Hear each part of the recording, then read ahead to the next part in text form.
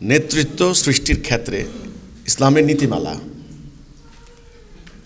আমরা শুরুতেই একটা জিনিস বুঝতে হবে, আল্লাহর দৃষ্টিতে মানুষ দুই প্রকার, একদল মোমেন, একদল কাফের। সূরা তাগাবুনের 2 নম্বর আয়াত। আল্লাহর প্রতি যারা ঈমান আনবে, আল্লাহর জীবন ব্যবস্থা, জীবন দর্শন যারা জাতীয় ব্যক্তি জীবনে গ্রহণ করে নেবে, তারা মোমেন। আল্লাহর দিন প্রতিষ্ঠার সংগ্রাম যারা করবে তারা মোমেন। আর যারা আল্লাহর হুকুমকে অস্বীকার করবে, অমান্য করবে, তারা কাফের। আচ্ছা, এখন আল্লাহ তাআলা আল্লাহ রসুলকে দায়িত্ব দিয়েছেন দিনটা প্রতিষ্ঠা করার জন্য। সূরা ফাতিহা 28, সফ 9, তওবা 33, এটা আপনারা জানেন। রসুল সংগ্রাম করে জাজিরাতুল আরবে দিন প্রতিষ্ঠা করেছেন। এই দিন প্রতিষ্ঠা করার জন্য ওনাকে একটা জাতি তৈরি করতে হয়েছে, যে জাতিকে আমরা বলি উম্মাহ। জাতির বিভিন্ন জায়গায় নেতৃত্ব দেওয়ার জন্য তিনি নেতা তৈরি করেছেন, নেতৃত্ব সৃষ্টি করেছেন, লিডারশিপ তৈরি করেছেন।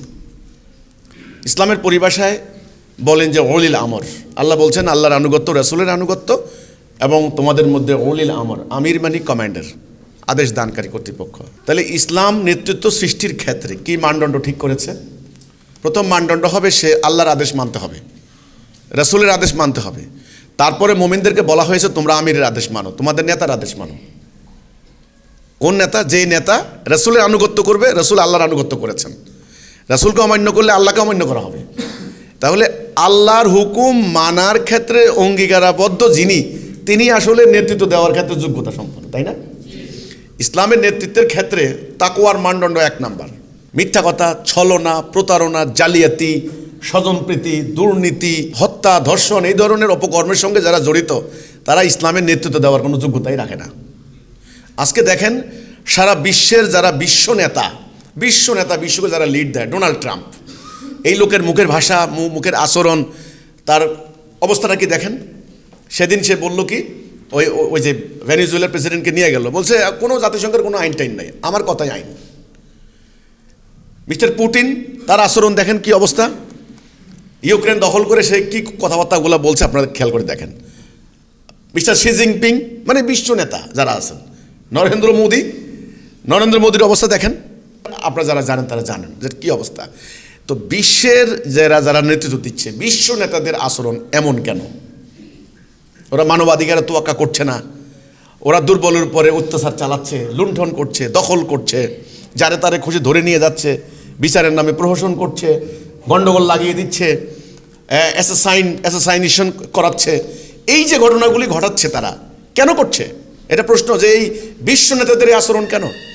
আপনি বিশ্ব নেতাদের, ওয়ার্ল্ড লিডার্স যারা আছে, ওদের দিকে না তাকাইয়া আমার দেশের দিকে তাকান না, আমাদের জাতীয় নেতাদের এই আচরণ কেন?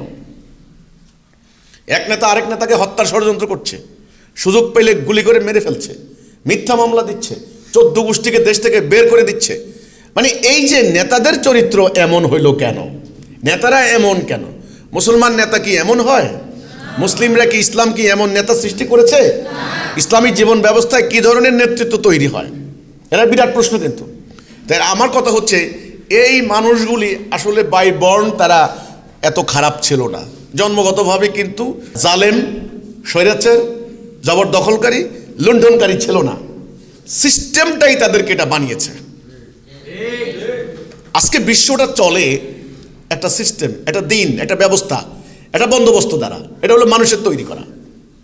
মানুষ নিজেরা বসে মস্তিষ্ক প্রসূত একটা ব্যবস্থা বানিয়েছে। সেই ব্যবস্থা প্র্যাকটিস করতে করতে এই মানুষগুলি এই অবস্থা হয়েছে। আমার দেশেও যা, আন্তর্জাতিক মহলেও তা। আমাদের দেশের নেতারাও যদি কোনোদিন আন্তর্জাতিক মহাজন হয়, এরকমই হবে, ভালো কিছু হবে না। সিস্টেম। এবার আসেন, রাসূল পাক সাল্লাল্লাহু আলাইহি সাল্লামের নেতৃত্ব কী ছিল? আমি এটা বলেছি, রাসূল নিজে ছিলেন জাতির নেতা। তিনি রাসূলও, আবার জাতির নেতাও। সেনাপ্রধান, সেনাবাহিনী নিয়ন্ত্রণ করতেন, ওনার কন্ট্রোলে ছিল। প্রধান বিচার ব্যবস্থা ওনার কন্ট্রোলে, এবং পুরো জাতির অভিসংবাদিত নেতা। ওনার জন্য আজ পর্যন্ত অনুসারীরা রাসূলের কথা শুনলে চোখ দিয়ে পানি পড়ে যায়। রাসূলের কবর জিয়ারত করতে গেলে সেখানে মানুষকে পুলিশে টেনে আনতে পারে না, ঘোরাঘুরি খাচ্ছে, ইয়া রাসূলুল্লাহ, ইয়া রাসূলুল্লাহ বলে চিৎকার করছে। সেখানে হাসরের দিন রাসূলুল্লাহর সান্নিধ্য পাওয়ার জন্য মানুষ কত কান্নাকাটি করছে, রাসূলকে পাওয়ার জন্য, স্বপ্নে দেখার জন্য।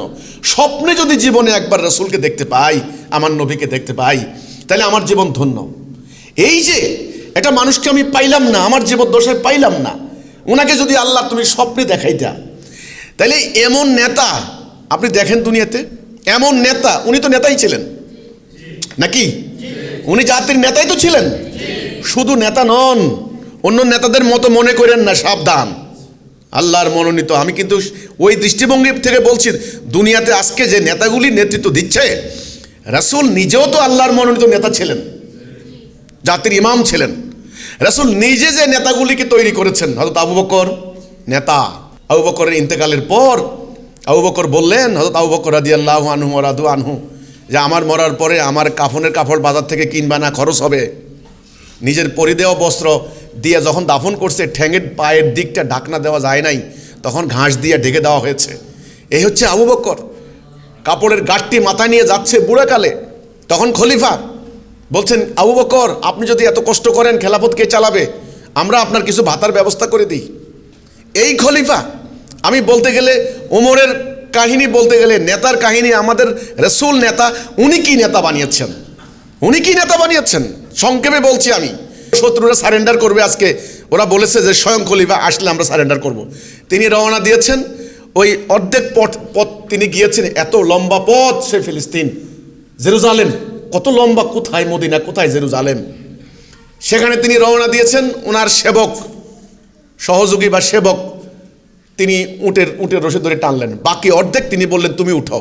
সেবক বলে, এটা কি কথা আমিরুল মুমিনিন? কইছে, না ভাই, তুমি আমাকে টেনে এনেছো, বাকি পথ আমি তোমাকে টেনে নিয়ে যাব। এই নেতা নিজের স্ত্রীকে নিয়ে তিনি রাত্রিবেলা বের হইতেন। কোথায় দায়ের কাজ করেছেন, যে দেখো তো বাচ্চা হবে, এই ভদ্রলোক অনেক ডাক্তার খুঁজতেছে, যাই দেখো। ওনার স্ত্রী যাইয়া সেখানে বলছেন যে, যখনই বলছেন আমিরুল মুমিনিন সুখবর, তখনই ওই লোকটা বলছে, ইনি কে তাহলে? আমিরুল মুমিনিন ওমর। এই নেতা। বৈদেশিক দূতরা যখন আসতো, যে তোমাদের এত নাম ডাক শুনলাম, অর্ধজাহানের খলিফা, প্রেসিডেন্টের প্রাসাদ কোন দিকে? বলছে, প্রাসাদ মানে কি? আপনি হযরত ওমরের কথা বলছেন? দেখেন কোথায় খেজুরের গাছের নিচে ঘুমায় আছে, কোন জায়গায়। এই নেতা সৃষ্টি করেছেন। বাইতুল মালের কথা বলেন, আজকে আপনারা নেতারা অর্থ পাচার করেন, লুণ্ঠন করেন, লক্ষ লক্ষ কোটি টাকা। বইয়ের 300 জোড়া সোনার জুতা, হ্যাঁ, আপনাদের ব্যাংক ব্যালেন্স, টাকা জব্দ করে সরকার, জব্দ করতে করতে 5 বছর পর্যন্ত জব্দ করে, টাকা শেষ হয় না। হ্যাঁ, আবু বকর রাদিয়াল্লাহু আনহু, হযরত ওমর কি করলেন, ওই একবার বাইতুল মালের খেজুর বন্টন করবেন আর কি, তিনি খেজুরগুলি ঠিক করতেছেন, একটা বাচ্চা একটা খেজুর মুখে দিয়ে দিয়েছে, বাচ্চাকে ধরে বমি করে বের করেছে, বলছে জাহান্নামের আগুন হবে। আমি বলতে গেলে ভাই অনেক কথা বলছি না। কাজেই রাসূলুল্লাহ কেমন নেতা ছিলেন, ইন্তেকালের আগে তিনি বলেছেন, কেউ কি আমার কাছে কিছু পাও? এক সাহাবী বলছেন, ইয়া রাসূলুল্লাহ, অমুক একদিন সাহায্য করেছিলেন, 10 দিরহাম পাবো। বলছে, আমার অমুকটা বিক্রি করতে, তাকে দিয়ে দাও, হাসরের দিন আমি ঋণগ্রস্ত হয়ে উঠতে চাই না। কেউ কি আমি কাউকে আঘাত করেছি? বলছে, ইয়া রাসূলুল্লাহ, আপনি আমার পিঠে একবার আঘাত করেছেন। বলছে, তাহলে প্রতিশোধ নাও। তিনি আস্তিন তুলে দিলেন। আসলে ওই সাহাবী একটা কৌশল করলেন। তিনি বললেন, ইয়া রাসূলুল্লাহ, আমি বুঝতে পেরেছি আপনি আল্লাহর কাছে চলে যাবেন, আমি আপনাকে একটা শেষবারের মতো একটা চুমা আদর দিতে চাইছিলাম পবিত্র শরীরে। এই হচ্ছেন রাসূলুল্লাহ। ওনার ইন্তেকালের পরে ঘর চার্জ করে কি পাওয়া গেল? তল্লাশি করে কি পাওয়া গেল? ব্যাংক ব্যালেন্স, সোনাদানা, হীরা জহরত, কিচ্ছু না। চামড়ার একটা মশক পানি রাখার, আর একটা চাটাই, খেজুর পাতার চাটাই, যেটা ওনার পিঠে দাগ লেগে যেত, আর বালিশ, কিছু নাই, কাঁথা, কিছু নাই আর। কিন্তু পাওয়া গেছে 9খানা তলোয়ার, যুদ্ধানবী, হেলমেট, তীরকোষ, তীর, এগুলি পাওয়া গেছে। এগুলি দিয়ে উনি কি করেছেন? উনি সারা জীবন যুদ্ধ করেছেন, দিন প্রতিষ্ঠা করেছেন, জাতিকে সেভ করেছেন, মানবাধিকার রক্ষা করেছেন। এই হচ্ছেন রাসূল, এই হচ্ছেন নেতা। একবার মদিনায় একটা বিরাট শব্দ হলো, মানুষ ভয়ে আতঙ্কিত। রাসূল নিজে ঘোড়া দিয়ে বের হলেন, বের হয়ে খুঁজে করে বের হয়ে বললেন যে, এই কোনো সমস্যা হয় নাই, আমি তদন্ত করে এসেছি, কোনো সমস্যা নেই, তোমরা ভয় পাইও না। এই নেতা, আমি বারবার বলছি, ইসলাম কোন নেতা সৃষ্টি করেছেন? খবর আসলো মদিনা ঘেরাও দিবে সবাই মিলা, আহজাবের যুদ্ধ, সমস্ত মক্কার নেতৃত্বে সমস্ত গোত্রগুলি একত্রিত করে আজকে তারা মদিনাকে নিশ্চিহ্ন করে দিবে। রাসূলুল্লাহ কি করলেন? বলছেন হাসবুনাল্লাহ। সাহাবীরা ভয়ে জিহ্বা বেরিয়ে গেছে, হাসবুনাল্লাহ, পেটে পাথর বাঁধলেন, এক বাটি দুধ ভাগ করে খেলেন। নেতা অনুসারীদেরকে ছেড়ে কোথাও পালিয়ে যাননি, লড়াই করেছেন। হুনায়ুনের যুদ্ধে ওনাকে রেখে সৈন্যরা চলে গেছে। 100-150 নিয়ে নেতা দাঁড়িয়ে গেলেন, বললেন আমি আল্লাহর নবী মোহাম্মদ আব্দুল্লাহর বেটা, আমি পালাতে পারি না, আমি সত্য হক। জিহাদের ময়দান থেকে পালান নাই, জনগণকে রেখে পালান নাই, শত্রুর মুখে রেখে পালান নাই, জনগণের টাকা তসরুপ করেন নাই, দুর্নীতি করেন নাই। বিচার বিভাগে তিনি বলেছেন আমার মেয়ে ফাতেমাও যদি চুরি করে তবু আমি তার হাত কাটবো। নেই বিচার, সুবিচার, সুষম বন্টন, নজিরবিহীন ঘটনা। বিশ্বের ইতিহাসের এমন নেতৃত্ব কেউ সৃষ্টি করতে পারে নাই, পারবে না।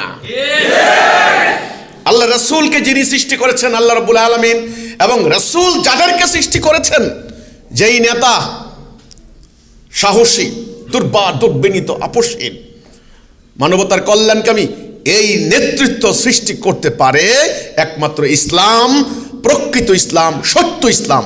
আজকের দুনিয়াতে সেই ইসলামটা নাই। এই জন্য মুসলিম বিশ্ব সেই নেতা তৈরি হয় নাই, আর পশ্চিমা বিশ্ব তো হবেই না। প্রতারক, ভণ্ড, জালিয়াত চক্র, অর্থ পাচারকারী, লুণ্ঠনকারী, মানুষের আতঙ্ক সৃষ্টিকারী, যাদের নেতার ভয়ে মানুষ পালায়, মানুষকে রেখে নেতা পালায়, নেতার ধ্বংস কামনা করে মানুষ, নেতাকে মারার জন্য লক্ষ লক্ষ মানুষ গিয়ে হামলা চালায়। এই নেতৃত্ব ইসলাম সৃষ্টি করে নাই।